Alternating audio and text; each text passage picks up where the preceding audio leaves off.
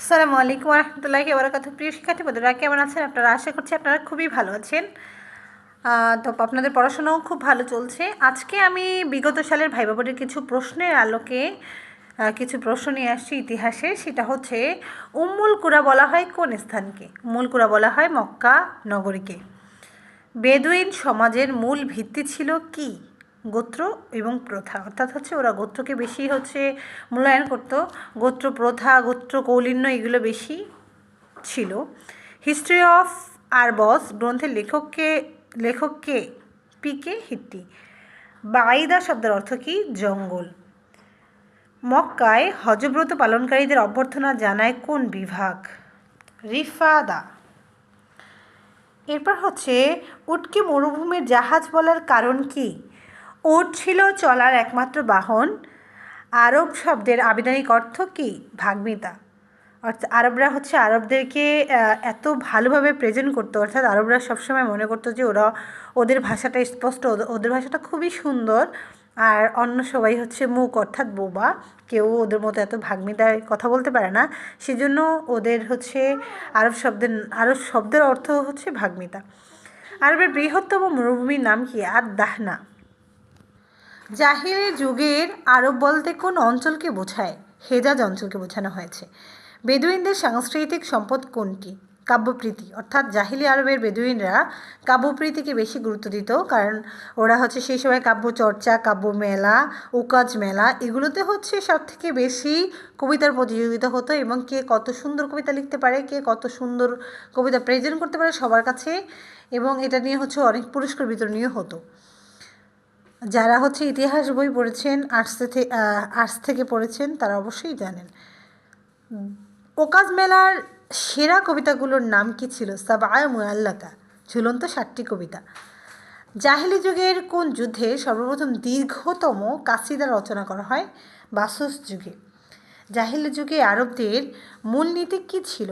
জোর জার মুল্লুক তার, আমরা পড়েছি ইতিহাস বইয়ের মধ্যে খুব সুন্দর করে। এরপর আব্রাহা কোন দেশে বাদশা ছিল? আব্রাহা আবিসিনিয়ার বাদশা ছিলেন। কে জাহিলিয়া যুগের শ্রেষ্ঠ কবির মর্যাদা লাভ করেছেন?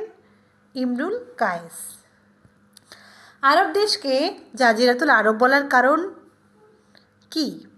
3 দিকে সাগর আর একদিকে স্থলবিশিষ্ট, যেটা মরুভূমি। সর্বপ্রথম কে কুরাইশ উপাধি গ্রহণ করেছে? ফিহর। আশহুরুল হুরুম হলো কি? আশহুরুল হুরুম নিষিদ্ধ মাসসমূহ। আমুল ফিল বলা হয় কোন খ্রিস্টাব্দকে? 570 খ্রিস্টাব্দকে। হারবুল ফুজ্জার নামকরণের কারণ কি? আইয়ামে হারামে যুদ্ধ হওয়ার কারণে হারবুল ফুজ্জার নামকরণ করা হয়েছে এই যুদ্ধের। এরপর কাকে গরিবের মা বলা হতো? রাসূল সাল্লাল্লাহু আলাইহি সাল্লামের স্ত্রী উম্মে সালামাকে রাদিয়াল্লাহু তাআলা আনহাকে গরিবের মা বলা হতো। রাসূল সাল্লাল্লাহু আলাইহি সাল্লামের পুত্র ইব্রাহিম আলাইহিস সালাম কার গর্ভে জন্মগ্রহণ করেন? হযরত মারিয়া কিপ্তিয়া রাদিয়াল্লাহু তাআলা আনহার গর্ভে। অনেকেই এটা হয়তো জানেন না যে রাসূল সাল্লাল্লাহু আলাইহি সাল্লামের কোনো সন্তান অন্য কোনো স্ত্রীর গর্ভে হয়েছিল কি না, খাদিজা রাদিয়াল্লাহু তাআলা আনহা ব্যতীত।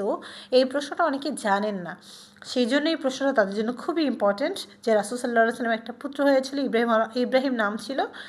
তিনি হযরত মারিয়া কিপ্তিয়া রাদিয়াল্লাহু তাআলা আনহার গর্ভে জন্মগ্রহণ করেছিলেন।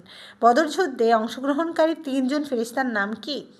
হযরত জিবরাইল আলাইহিস সালাম, হযরত মিকাইল আলাইহিস সালাম এবং হযরত ইসরাফিল আলাইহিস সালাম। বদর যুদ্ধে তারা 3 জন খুব সক্রিয়ভাবে অংশগ্রহণ করেছিলেন।